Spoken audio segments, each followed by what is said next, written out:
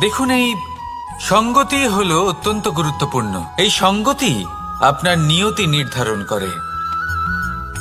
আপনাকে উদাহরণ দিলে, বৃষ্টির ফোঁটাকে দেখুন।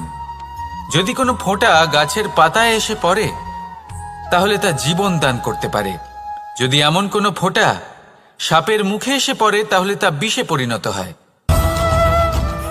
যেমন সঙ্গ, তেমন নিয়তি। এবার দুর্ভাগ্যের বিষয় হলো এটাই যে বর্ষার ফোঁটা নির্ধারণ করতে পারে না সে কোথায় পড়তে চায়। তার নির্বাচনের ক্ষমতা নেই। কিন্তু আপনার কাছে তো বিবেক আছে, আপনি ভাবতে পারেন, চিন্তা করতে পারেন। তাহলে আপনি ভাবুন, আপনি কি এমন সঙ্গ চান যা শ্রেষ্ঠ, নাকি এমন সঙ্গ চান যা অশুভ? নির্বাচন আপনারই। শ্রেষ্ঠ সঙ্গ বাছুন আর আমার সাথে ভালোবেসে বলুন, রাধা। যথা ভূমি তথা অঙ্কুর। কি সুন্দর শব্দ এগুলি! আর যতটাই সুন্দর ততটাই গভীর হলো তার অর্থ।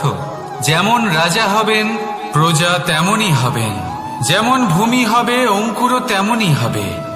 কখনো গভীরে গিয়ে এই কথার অর্থ বোঝার চেষ্টা করেছেন আপনি? রাজা এই শব্দের মূল হলো রজ। রজ কথার অর্থ হলো মাটি।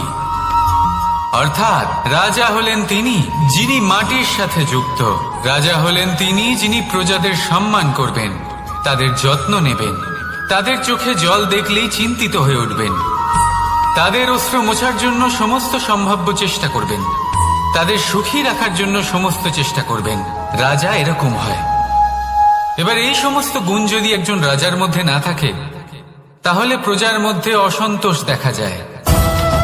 আর এই অসন্তোষ বিদ্রোহের রূপ নেয়। আর এই বিদ্রোহ যে কোনো রূপেই হলো বিনাশকারী।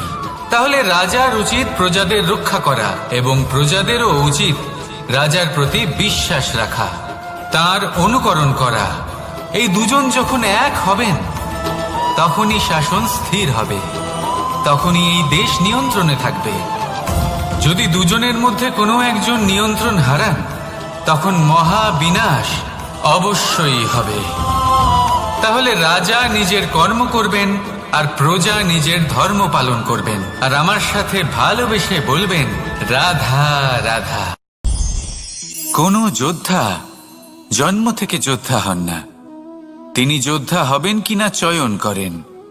তিনি যোদ্ধা হবেন বলে তখনই স্থির করেন যখন তিনি পিছু হটবেন না বলে দৃঢ় প্রতিজ্ঞ হন। যদি ওনার সামনে অশুভ কিছু হয়, তার বিরোধিতা করতে দৃঢ় প্রতিজ্ঞ হন, তবেই তিনি যোদ্ধা হতে পারেন। কেউই যোদ্ধা হয়ে এই পৃথিবীতে জন্মগ্রহণ করেন না। আপনি কি হতে চান? সেই দর্শক হতে চান যারা যুদ্ধভূমিতে বসে থেকে অন্য কারোর জয়ে উচ্ছ্বাস প্রকাশ করেন, নাকি সেই যোদ্ধা হতে চান যিনি নিজের শৌর্য দিয়ে, বীরত্ব দিয়ে পরাক্রম প্রদর্শন করেন এবং যার প্রশংসা যুগ যুগ ধরে হয়ে চলে? সিদ্ধান্ত আপনারই। আসুন আর আমার সাথে ভালোবেসে বলুন, রাধা রাধা। আপনি কখনো কোনো পর্বতে চড়েছেন? কথায় আছে, যখন আমরা পর্বতারোহণ করি, ওপরে ওঠার সময় দুর্ঘটনার সম্ভাবনা কিছুটা কমে যায়।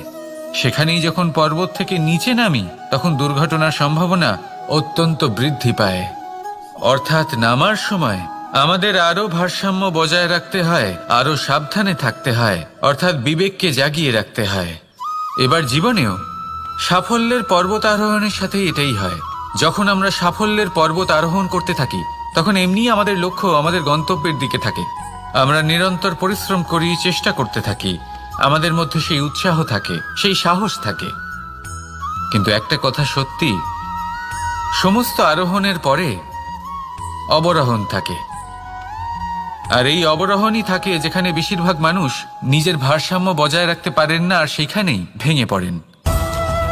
তাই জীবনে যদি সাফল্যের শিখরে পৌঁছতে চান, তাহলে আপনাকে নিরন্তর প্রয়াস করতে হবে, সংঘর্ষ করতে হবে, পরিশ্রম করতে হবে, আর নিজের লক্ষ্যের দিকে একাগ্রতা কেন্দ্রীভূত করতে হবে।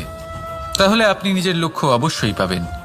কিন্তু যখন অবরোহণের সময় আসবে, যা নিশ্চিত রূপে আসবেই, তখন আপনাকে সংঘর্ষ করতেই হবে, ধৈর্য ধরতেই হবে, সাবধানে থাকতেই হবে, ভারসাম্য বজায় রাখতেই হবে।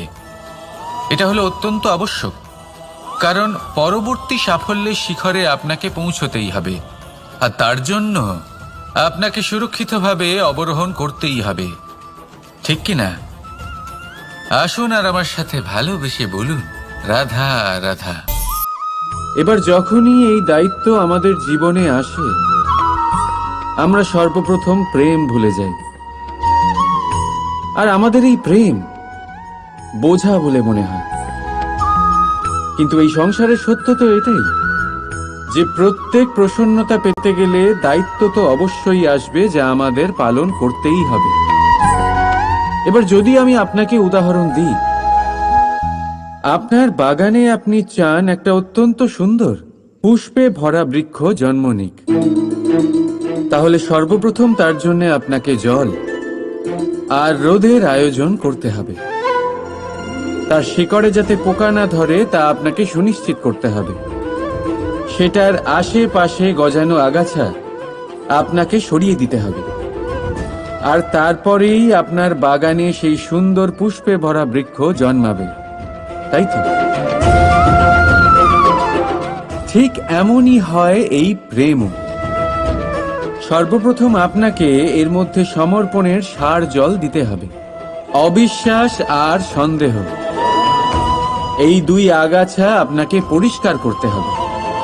আর বিশ্বাসের সেই শিকড় কখনো যাতে দুর্বল না হয় সেটা আপনাকে সুনিশ্চিত করতে হবে।